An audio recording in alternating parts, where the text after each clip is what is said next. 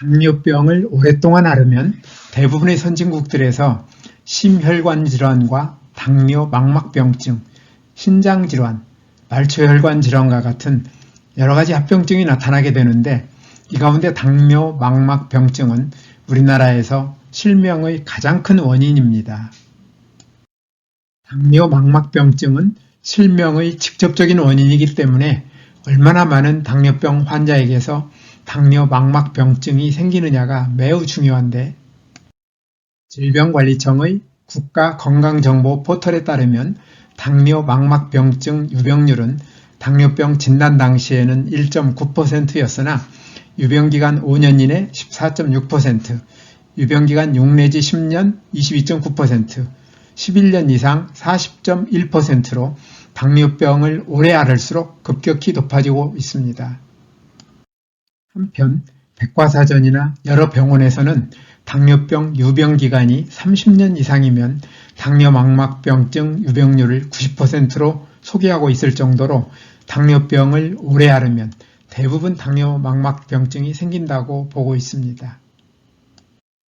미국의 경우에도 국립눈연구소가 당뇨병이 있는 미국인 5명 가운데 2명 이상이 당뇨 망막병증의 어떤 단계에 있다고 추정할 정도로 당뇨 망막병증은 흔한 증상인데, 건강보험심사평가원에 따르면 당뇨병 환자의 54%가 당뇨 망막병증으로 인한 실명을 예방하기 위해 필요한 안저검사를 받지 않고 있어서 많은 당뇨병 환자가 자신의 눈에 당뇨 망막병증이 있음을 모르고 있는 것으로 알려졌습니다.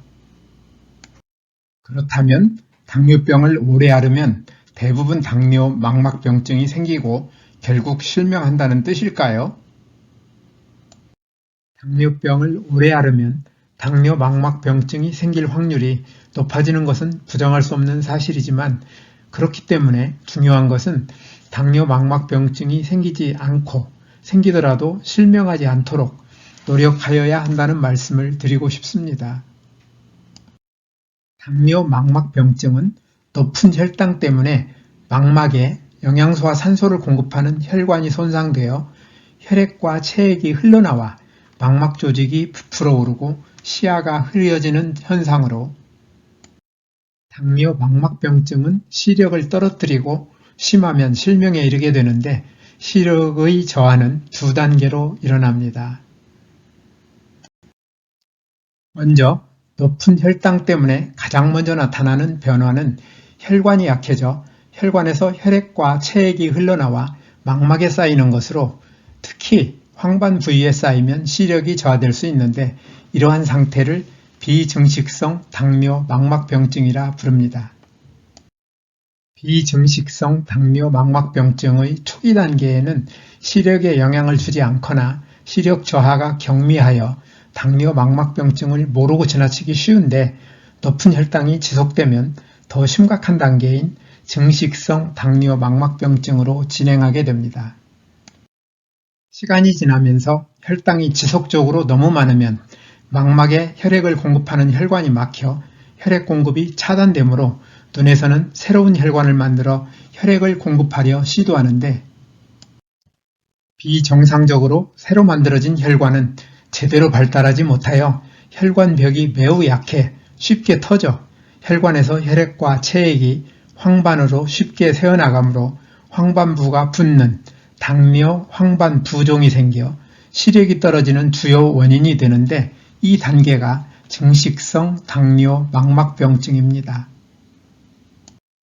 앞에서 당뇨 망막병증이 어떻게 생기며 어떤 과정을 거쳐 시력이 손상되는지에 대해 살펴보았는데요. 의료계는 당뇨 망막병증의 예방과 치료에 대해 어떤 입장을 가지고 있을까요?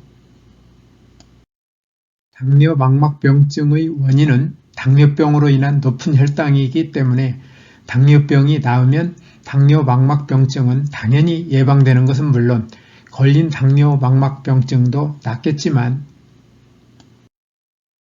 당뇨병이 식사요법과 운동요법만으로 낫지 않을 경우 현대의학은 혈당을 정상치에 가깝게 유지하는 것을 목표로 먹는 혈당 강화제와 인슐린 주사를 이용한 약물요법을 사용하여 당뇨병이 낫지 않아도 고혈당으로 인한 혈관 손상을 방지하고 건강하게 사는 것을 추구하고 있습니다. 현대의학은 적절한 약물요법을 이용하여 혈당 유지 목표를 달성함으로써 당뇨 망막병증을 잘 예방하고 있을까요?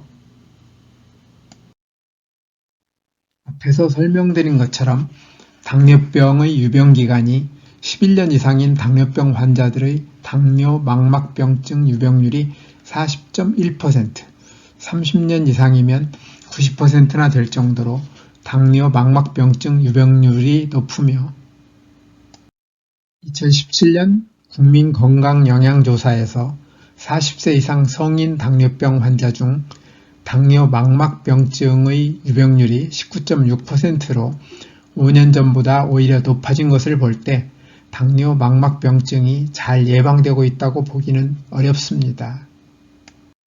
당뇨 망막병증의 예방에 실패하여 당뇨 망막병증이 생긴 다음에도 당뇨 망막병증의 진행 상태를 지켜보면서 검사에서 시력이 위험하다는 심각한 문제를 발견할 때까지는 약물요법을 사용하여 혈당관리 치료만 하다가 새 혈관이 만들어지는 증식성 당뇨 망막병증이 확인되거나 특히 시력의 변화가 있을 때 다양한 약물이나 수술과 시술과 같은 방법을 이용하여 서둘러 당뇨 황반 부종이나 신생혈관에 대한 치료를 합니다. 현대의학은 이러한 치료가 시력 손상을 되돌릴 수 없다는 것을 잘 알기 때문에 시력이 악화되는 것을 막는 것이 치료의 목표인데 이러한 치료가 시력 손상의 악화를 막기 위한 치료의 목표를 잘 달성하고 있을까요? 오늘날의 당뇨 망막병증 치료가 실명을 얼마나 막아주고 늦추어 주는지를 판단할 수 있는 자료는 얻기 어렵습니다. 그렇지만 우리나라에서 여전히 당뇨 망막병증 때문에 실명하는 사람이 가장 많음은 분명한 현실입니다. 이러한 상황에서 최선의 대응책은 무엇일까요? 당뇨 망막병증의 위험 요인으로는 오랫동안 당뇨병을 앓고 있는 것과 이에 따라 혈당이 지나치게 높은 것, 고혈압과 고콜레스테롤, 흡연 등이 지적되고 있는데 한 가지 분명한 사실은 당뇨병이 나아 혈당이 정상으로 돌아오면 당뇨 망막병증이 예방되는 것은 물론 걸린 당뇨 망막병증도 낫는다는 것입니다. 이러한 사실을 잘 알고 있는 의료계는 차선책으로 각종 약물을 이용하여 혈당을 낮추는 치료를 하고 있는데 이러한 치료가 당뇨 망막병증의 예방이나 이로 인한 실명 예방 또는 지연에 얼마나 도움이 되는지는 알 수 없지만 이러한 치료는 당뇨병을 낫게 하는 것이 아니기 때문에 당연히 치료 효과는 제한적일 것입니다. 우리가 당뇨병이 나아 정상 혈당을 유지하기 위해서는 당뇨병을 낫게 해주지도 못하면서 각종 부작용을 가지고 있는 약물에 의존할 것이 아니라 우리 몸 안에 미리 준비되어 있는 혈당의 자동 조절 시스템에 주목할 필요가 있습니다. 음식물이 소화되어 짧은 시간에 많은 포도당이 흡수되면 혈당 수치는 급격히 올라가는데 이때 혈당 조절 시스템은 췌장에서 인슐린 호르몬의 분비를 증가시킵니다. 늘어난 인슐린은 혈관을 따라 이동하면서 세포들의 수용체를 자극하며 세포들은 문을 열어 혈당을 세포 안으로 받아들여 에너지 생산에 사용하므로 혈당이 낮아집니다. 또한 늘어난 인슐린은 간에 신호를 보내며 간에서는 혈당 속의 포도당을 글리코겐으로 바꾸어 간과 근육에 저장함으로써 혈당을 낮춥니다. 세포들이 혈당에 들어있는 포도당을 사용하여 혈당이 적정 수준 아래로 떨어지면 우리 몸의 혈당 조절 시스템은 췌장에서 글루카곤 호르몬을 분비하여 저장하고 있던 글리코겐을 포도당으로 바꾸어 혈당을 높입니다.